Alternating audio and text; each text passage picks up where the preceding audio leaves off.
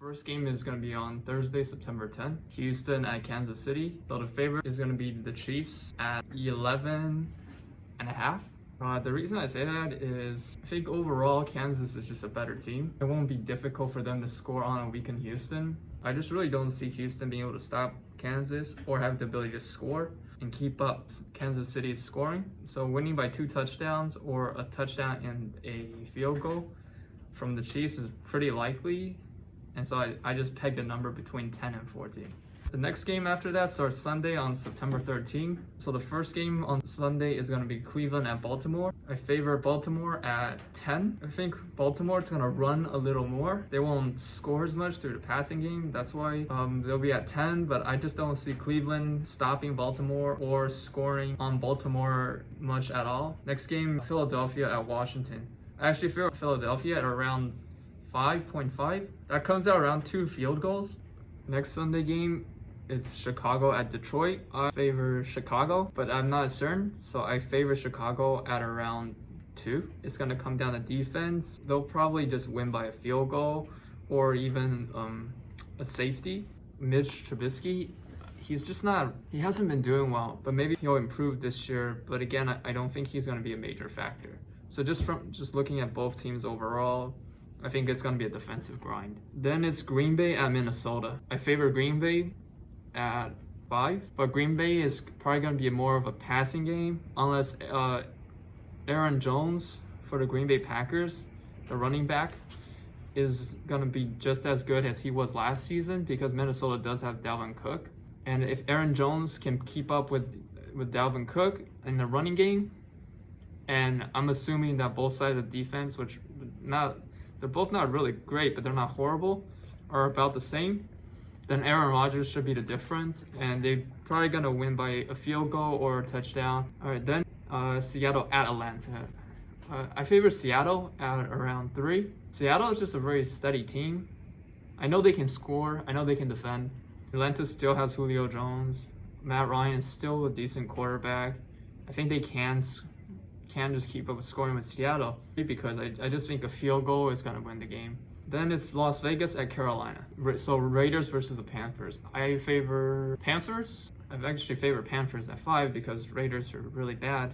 Christian McCaffrey is just going to destroy the Raiders and make them and embarrass them. And I think it's likely that they'll win by a touchdown or a field goal. So I'll just play it safe and say at the 5 spread, this is going to be the most likely to cover both sides. Then it's New York Jets at Buffalo. I favor Buffalo at 3. It should be higher, but I still don't trust the quarterback for the Buffalo Bills.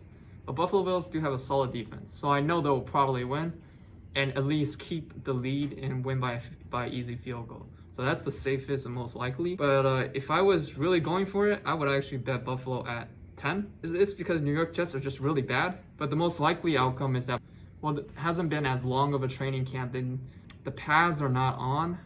That makes a huge deal in how the offensive player acclimate. So defense will probably control the tempo for all these games until until week 3. But in that case, Buffalo is just gonna completely smother the Jets and make them look impotent, and they're gonna kick a field goal and just make the Jets look bad. All right, still on Sunday, Indianapolis at Jacksonville. So Colts versus Jaguars. I favor the Colts at 3. I know Indianapolis at Jacoby Brissett, who's who was a quarterback at New England, who is very good at just dinking and dunking and just making consistent progress throughout the game. But I don't see him as a red zone threat. He can get you there, but he's not gonna take you to the promised land. He just can't finish. So again, it's gonna be won by a field goal, probably a low scoring game, 13-10, Indianapolis winning the game. Then it's Miami and New England. That's an interesting one because Miami did beat New England last season. But since Cam Newton went in New England, well, I don't know how things are going to play out. And we're still not sure what New England's going to do at the quarterback position. But I think it's going to be a defensive grind, so I'm going to favor New England at around 5. It can go either way in this game, but with Bill Belichick as the coach versus Brian Flores, who I think is pretty good, but he's the head coach. But Brian Flores is still a relatively new coach, and he is for the Dolphins. I think it's just more likely that Belichick is going to do better in this first week at preparing the players, and therefore they're probably going to win by a field goal or a touchdown. All right, LA Chargers at Cincinnati. I favor Chargers. I favor Chargers at 2. I think this game can really swing both ways. It's just that the problem with Chargers, they have really good players like Joey Bosa. Where is it? Nick Bosa. Anyways, one of the Bosa brothers is the defensive end for Chargers defense. But I don't know if, I don't know anyone else on that defense that I think is on his level. And on the offense, there is Keenan Allen. He's a wide receiver. But it doesn't matter if your quarterback is not that good. And I just think Bengals is kind of a mess. So either ways, I think it's, again, without enough practice, defense is going to smother both of these teams on the offensive side of the ball. Low-scoring game. Might be a very interesting game to watch. We might see a lot of special things, but either ways, it's going to be a low-scoring game, I think. Tampa Bay and New Orleans. I think this is going to be a great game to watch. So this one's going to be Brady versus Breeze. The Buccaneers and Saints, I actually favor Saints. Saints is a very good home game. It's very hard to win at the Mercedes-Benz Dome. It's loud, the fans are fanatic, you can't hear. Plus Tom Brady is old, Gronkowski is old. They might not like all that noise. It is indoors. That will help Tom Brady out because he's been an outdoors quarterback. And that matters because now he doesn't have to deal with wind conditions as much. He might throw the football. It might be easier for him to throw the football, but I still favor the Saints over the Tampa Bay at 3. I think it'll be a close game. Might be a high-scoring or low-scoring game. That one will be really interesting, but I think it will be a close game. Both team can stop each other, and both team can definitely score and keep on pace with each other. And then it's Arizona and San Francisco. Yeah, I'll favor San Francisco or the 49ers at 8. Very defensive, grindy team, but definitely better than the Cardinals. Probably going to win by a touchdown easily. Any more than that, I'm not sure. But there is a chance for an upset. Very low, though, because San Francisco is good at defense. It'll be interesting to see how Kyler Murray is. If Kyler Murray really took a step up, this could completely change the game. But at the current way it is right now, Jimmy G can probably still score on this team. All right, last Sunday game. The 2 hot dumpster fires. Dallas at LA Rams. Cowboys versus Rams. Yeah, they're just both bad, but they're bad as each other. You know what? I'll actually give the Cowboys a 4. I'll favor the Cowboys at 4. I just think the Rams are so depleted money-wise, and that they've had to do all these crazy trades and things past couple of years that their locker rooms is a mess. Cowboys have actually relatively, stayed the same when it comes to the top players, who their leaders are going to be. I think that's going to really matter.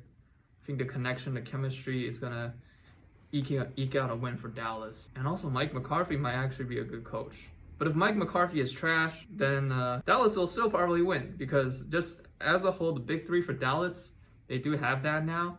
And their defense should be able to stop the Rams. If they can't stop the Rams, then Jerry Jones is going to be in for another bad season. And that concludes all the Sunday games. So Monday, September 14th. These are all the Monday games. The first one's going to be Pittsburgh and New York Giants. Actually, I'll favor Pittsburgh at 10. New York Giants are just a hot mess. It's Daniel Jones. He's nothing compared to Big Ben Roethlisberger. It's like a peon trying to fight against a knight.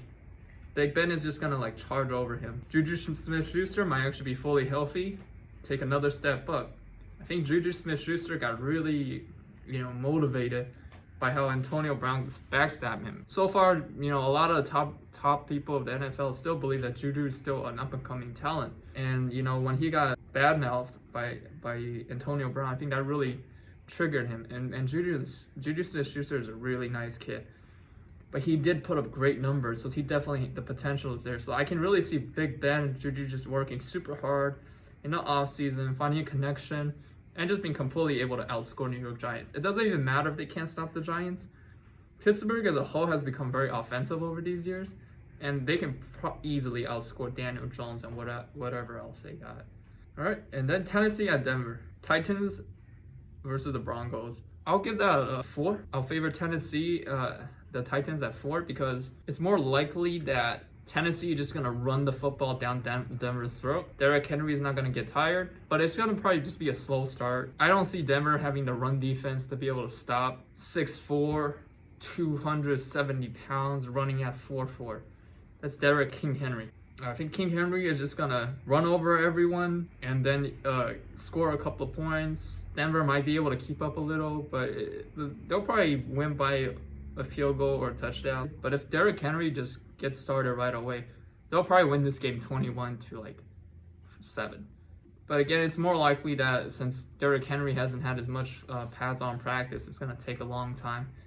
It'll probably be a 100-yard game, but there's gonna be a lot of runs that they just don't go anywhere. So I think a field goal is going to be the deciding factor. So that's why they're at 4. What do you think their combined score is going to be? More likely to be around 27, 28. So I give it 27.5. Well, thank you for giving us your spread on each of these games. What will happen is we're going to get the spread for the people who are playing football pool. At that time, I will again make another video with you. You can give us your pick based on those spread that it comes from the football pool. Okay. And not only that, what's going to make our video a little bit interesting is we're going to get a chance to compare your spread versus the spread that the football pool came up with, and see how far apart you are. In our last video, when we talk about Washington franchise, for all the other teams, all the other NFL teams that they have a team name. For example, Las Vegas Raiders, Los Angeles Rams. You get what I'm getting? You're guessing what I'm getting? And so, your favorite team, New Orleans Saints. What do you think is going to be the official way to call the Washington football team? Washington football. The Pigskins. But you know what I'm trying to get at, right? For example, yes, there's when I'm saying official, I mean when they talk about it on TV, when they refer to it in the newspaper, when they mention it on the internet. Oh, you're but saying... a one name catchphrase for referring to them, because you're gonna have to call out them, not you, but a broadcast announcer will have to call out that team verbally. Yeah, it'll just be Washington. That's how it's always been done. Like when high school teams play, they just go Washington. On the internet, since they used to be called Redskins, they're probably going to get called the Pigskins now. Someone will eventually call them the Pigskins if their name just keeps being Washington football team. Oh, okay. Because, people just mean like that. But I think we'll probably see a name within the year, because they're going to lose a lot of money not having a good name. People are not going to want to buy a hat that says Washington football team, or a sweatshirt that just says Washington football. It's kind of vanilla. Not going to sell well. And then you don't want to say like Washington Pigskin. So now go ahead and please do a search, and that will be the end of the video. Okay. How are they calling them right now?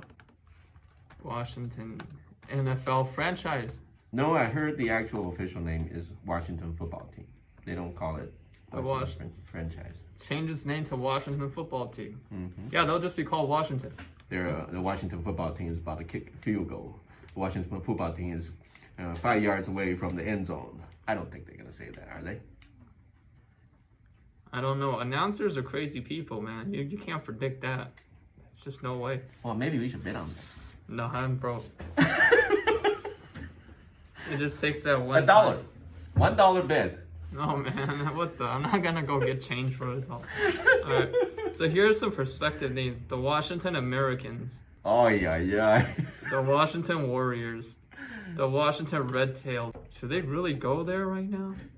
It's not a good idea. The Washington Hogs. Battle Hogs. War Hogs. Swamp Hogs. Hogs is not a bad idea. Why is that a bad idea? That's a pig, man. Yeah, so what? Dude, they got Tennessee down south that are Titans, and they're gonna beat the shit out of the Hog, man. They're already a bad team. Now you're gonna call them pigs at the same time. Washington Senators. I thought about that. The Washington Presidents. The Washington Federals. You came up with that? No, like people are seriously considering these names. Not the president. And then the Washington Founders. No, not the Founders. They should go to Washington Pilgrims to drive the point home.